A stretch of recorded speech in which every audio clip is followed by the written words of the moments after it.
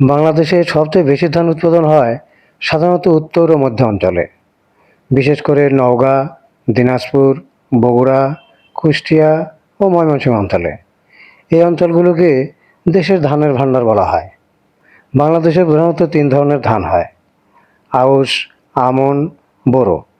এর মধ্যে বোরো ধান সবচেয়ে বেশি উৎপাদন হয়, কারণ সেচ ও আধুনিক প্রযুক্তির ব্যবহার করা যায়। বিঘা প্রতি কত মণ ধান পাওয়া যায় এটি নির্ভর করে জাত, আবহাওয়া, সার, সেচ ও পরিচর্যার উপর নির্ভর করে। সাধারণত দেশি আমন 8 থেকে 12 মণ, উন্নত আমন 15 থেকে 22 মণ, বোরো উন্নত জাত 22 থেকে 35 মণ, হাইব্রিড বোরো 35 থেকে 45 মণ পর্যন্ত হয়ে থাকে। ভালো পরিচর্যা ও আধুনিক চাষে কিছু এলাকায় 50 মণ পর্যন্ত পাওয়া যায়।